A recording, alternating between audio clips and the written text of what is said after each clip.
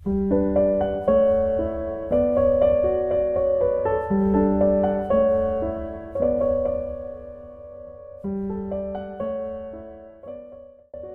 sito archeologico di Sutempiesu si trova nel territorio comunale di Orune, in provincia di Nuoro.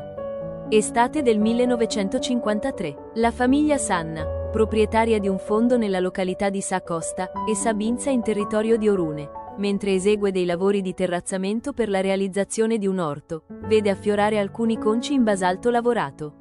E questo è il primo capitolo di un'affascinante scoperta archeologica che ha contribuito ad approfondire gli studi sulla misteriosa civiltà dei nuraghi. La famiglia Sanna aveva infatti scoperto uno dei monumenti più rappresentativi della Sardegna nuragica, una fonte sacra dedicata al culto delle acque, uno degli esempi più raffinati di architettura religiosa dell'età nuragica.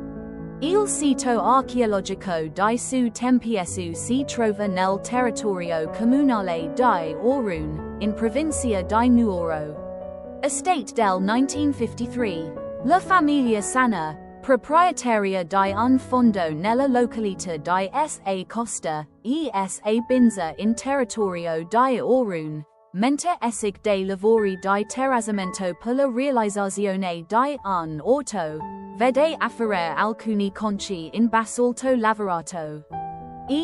Questo il primo capitolo di un'affascinante scoperta archeologica che ha contribuito ad approfondire gli studi sulla misteriosa civiltà dei nuraghi. La famiglia Sanna aveva infatti scoperto uno dei monumenti più rappresentativi della Sardegna nuragica, una fonte sacra dedicata al culto uno degli esempi più raffinati di architettura religiosa dell'età nuragica. Contatti per visitare il sito archeologico. Cooperativa LARCO. Località Sa Costa e Sabinza Orune. Nu, Sardegna, Italia, Tel. 328 756 5148. cooplarco@gmail.com. Contatti per visitare il sito archeologico. Italia, telephone 328 7565148 cooplarco@gmail.com.